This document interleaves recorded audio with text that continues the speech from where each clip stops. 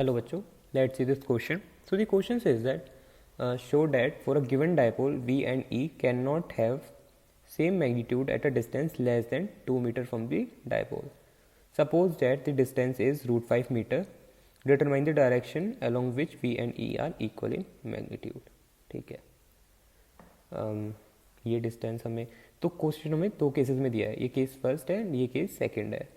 ठीक है, तो हम इसे केसेस में ही सॉल्व कर लेते हैं. पहले हमें due to dipole V and E का फॉर्मूला क्या होता है ये पता करना पड़ेगा.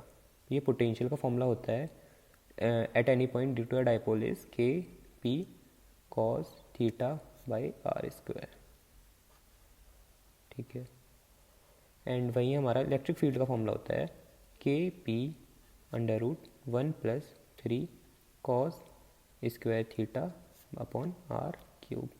ठीक है, तो इन्होंने यही हमसे बोला है कि लेस देन 2 मीटर डिस्टेंस पर, यानी कि आर अगर 2 से छोटा है तो वी एंड ई का मैग्नीट्यूड इक्वल नहीं होगा. तो हम चेक करके देखते हैं.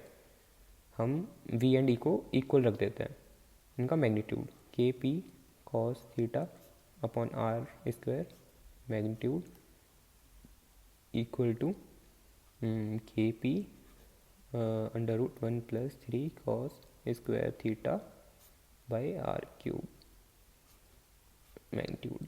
के पी कैंसिल, आर ये कैंसिल.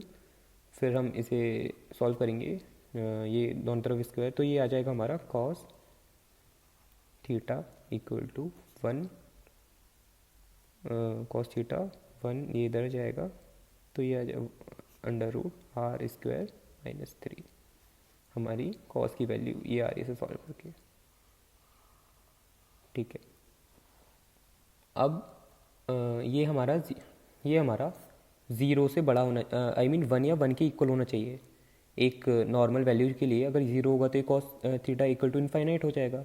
यानी कि हमारा r square -3 whole under root is more than और इक्वल टू 1 होना चाहिए, तभी तो ये हमारी कोई रियल वैल्यू आएगी.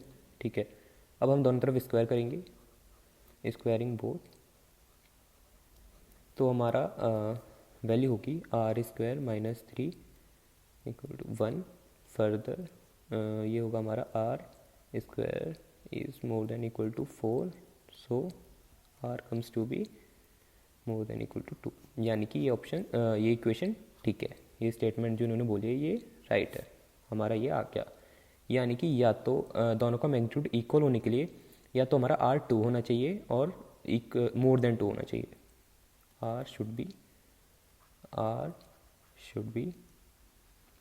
be less than more than or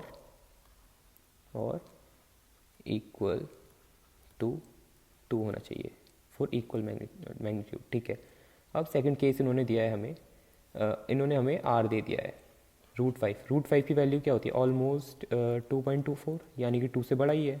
तो इन्होंने V एंड E की डायरेक्शन पूछी है.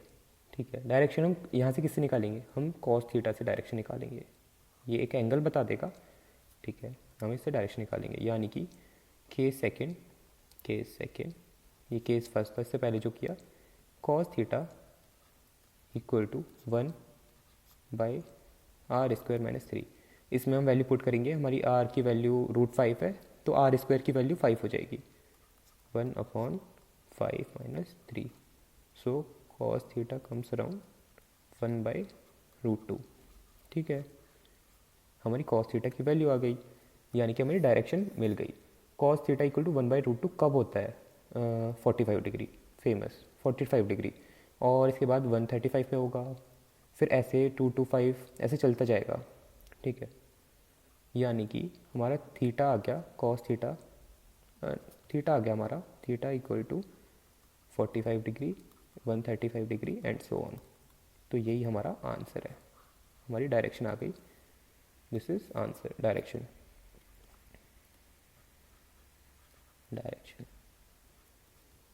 This is answer. Theta equal to 45 degree, 135 degree and so on. So हमने पहले फर्स्ट केस में दोनों को इक्वेट करके निकाल लिया.